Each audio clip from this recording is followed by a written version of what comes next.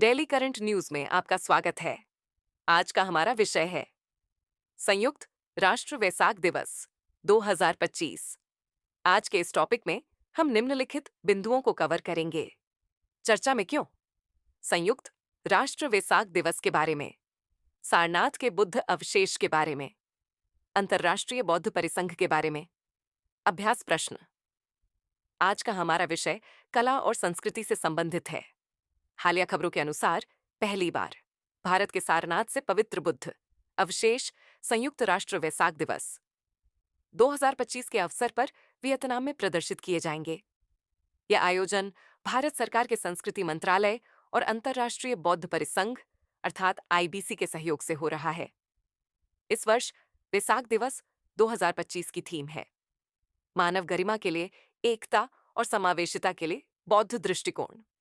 चलिए अब जानते हैं सारनाथ के बुद्ध अवशेष के बारे में। ये अवशेष शाक्यमुनि बुद्ध के हैं, जिन्हें इनके महापरिनिर्वाण के बाद से पूजा जाता है।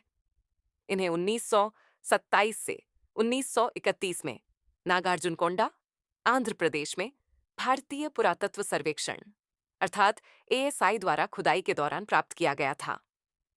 वर्ष 1932 में इन्हें महाबोधि सोसाइटी ऑफ इंडिया को उपहार स्वरूप दिया गया था। वर्तमान में ये अवशेष सारनाथ के मूलगंध कुट्टी विहार में सुरक्षित हैं। आइए अब जानते हैं संयुक्त राष्ट्र वैसाख दिवस के बारे में। वैसाख दिवस को बुद्ध पूर्णिमा भी कहा जाता है। ये गौतम बुद्ध के जन्म, ज्ञान प्राप्ति और महापरिनिर्वाण की स्मृति में मनाया जाता है। यह दिन वैशाख मास की पूर्णिमा को पड़ता है, आमतौर पर अप्रैल या मई में।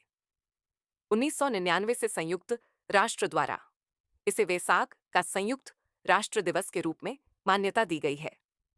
बता दें कि इस दिवस को बौद्ध परंपरा में त्रिगुण धन्य दिवस माना जाता है। चलिए अब जानते हैं अंतर्राष्ट्रीय बौद्ध परिसंघ के बारे में। यह दुनिया का सबसे बड़ा धार्मिक बौद्ध संघ है। इसका उद्देश्य वैश्विक स्तर पर बौद्ध धर्म की भूमिका को बढ़ावा देना, धरोहर को संरक्षित करना और बौद्ध मूल्यों की वैश्विक संवाद में भागीदारी को सशक्त बनाना है। इसका गठन नवंबर 2011 में नई दिल्ली में आयोजित वैश्विक बौद्ध मंडली अर्थात जीबीसी के दौरान हुआ था। इसका मुख्यालय नई दिल्ली में स्थित है और यह 39 देशों के 320 बौद्ध संगठनों को जोड़ता है। आइए अब देखते हैं आज के अभ्यास प्रश्न को। अंतर्राष्ट्रीय बौद्ध परिसंघ के संदर्भ में निम्नलिखित कथनों पर विचार कीजिए। पहला, यह दुनिया का सबसे बड़ा धार्मिक बौद्ध संघ है। दूसरा, इसका गठन नवंबर 2011 में नई दिल्ली में आयोजित वैश्विक बौद्ध मंडली अर्थात जीबीसी के दौरान हुआ था। उपर्युक्त में से कौन सा या कौन से कथन सही है?